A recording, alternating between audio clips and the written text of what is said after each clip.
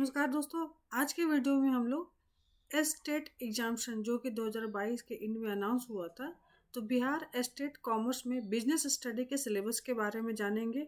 आइए सिलेबस में हम लोग समझेंगे कौन कौन से टॉपिक्स आपको पढ़ लेने हैं और तैयारी कर लेनी है। आपका एग्जामिनेशन जो है प्रोबेबल आपको अप्रैल से मई में ले लिया जाएगा। तो इस सिलेबस में हम लोग देखेंगे कि बिजनेस स्टडी में कौन कौन से पोर्शंस जो है आपको कवर करने हैं। बेसिकली बिजनेस स्टडी का सिलेबस वही रहेगा कमोबेश, जो कि आपका 11-12 से लेकर ग्रेजुएशन में आपने पढ़ा था। बट हम लोग टॉपिक्स को समझ लेंगे कि कौन कौन से टॉपिक्स आपके बहुत अच्छे तरीके से समझ लेने हैं। जैसे कि आप यहाँ देख पा रहे हैं, मैंने एक सिलेबस ड्रॉ कर दिया है। ये जो सिलेबस है ये ऑफिशियल सिलेबस नहीं है, ये मेरे द्वारा बनाया गया सिलेबस है, जो कि आपके ग्रेजुएशन और इंटरमीडिएट में जो पोर्शन बिजनेस स्टडी से पढ़ने होते हैं, साथ साथ मास्टर में भी कुछ टॉपिक्स इसमें से कवर करने होते हैं, वो सारे टॉपिक डाले गए हैं। सबसे पहले हम लोग देखेंगे, मैंने बिजनेस स्टडी का जो सिलेबस है उसको 2 सेक्शन में बांट दिया, सेक्शन 1 और सेक्शन 2। सेक्शन 1 भी आपको 2 पार्ट में डिवाइडेड। पहले है आप देख पा रहे हैं पार्ट ए।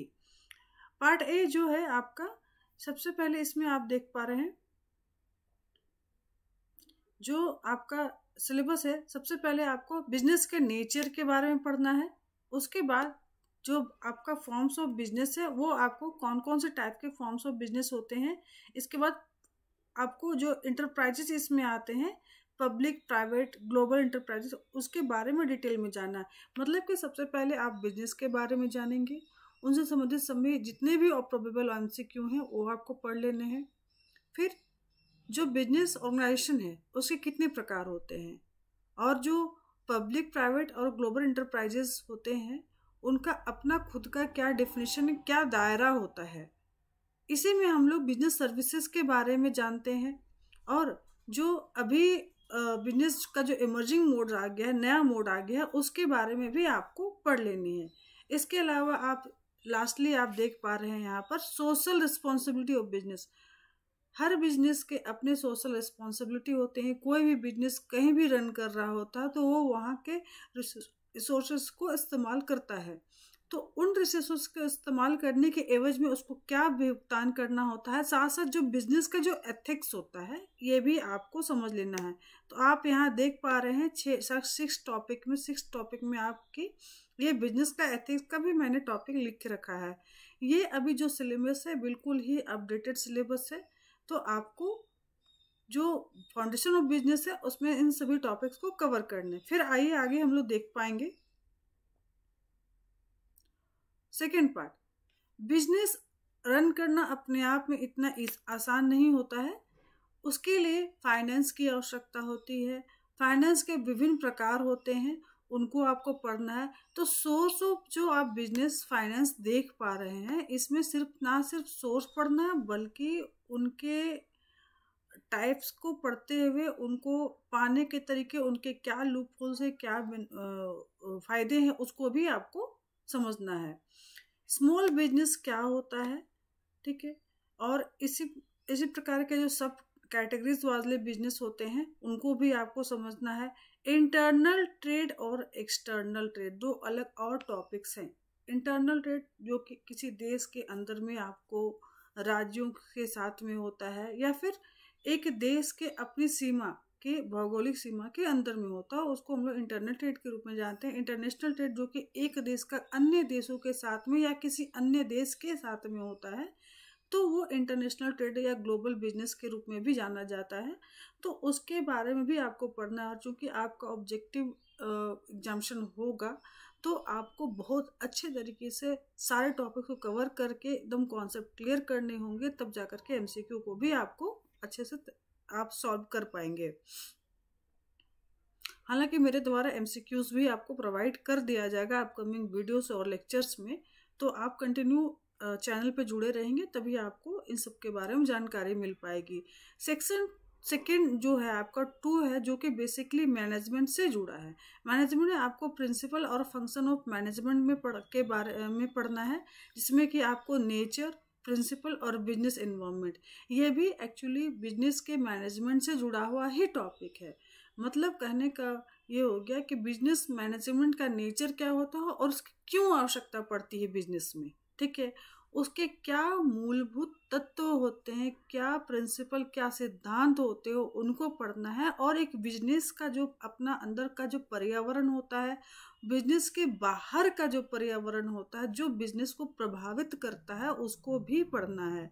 तो ध्यान देंगे कि आपको बिजनेस मैनेजमेंट से जुड़े हुए 3 टॉपिक आपको पार्ट 1 में पढ़ लेना है। इसके अलावा जो आपको बिजनेस में हम लोग प्लानिंग, बिजनेस की प्लानिंग कैसे होता है, उसका ऑर्गेनाइजेशन आप कैसे करेंगे, उसमें स्टाफिंग आप कैसे करेंगे, किस प्रकार से स्टाफ रखेंगे, उनको क्या डायरेक्शन देना है, उनके गतिविधियों को आप नियंत्रित कैसे करेंगे, ये भी आपको इसमें पढ़ लेना है।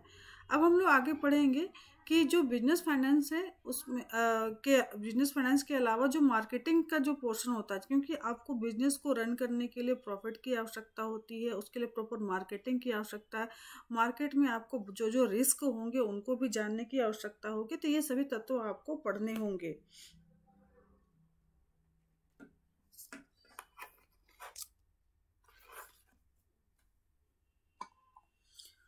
चलिए हम लोग आगे देख लेते हैं बाकी के 4 टॉपिक। तो है, पहला है financial management, financial market, marketing management और कंज्यूमर प्रोटेक्शन।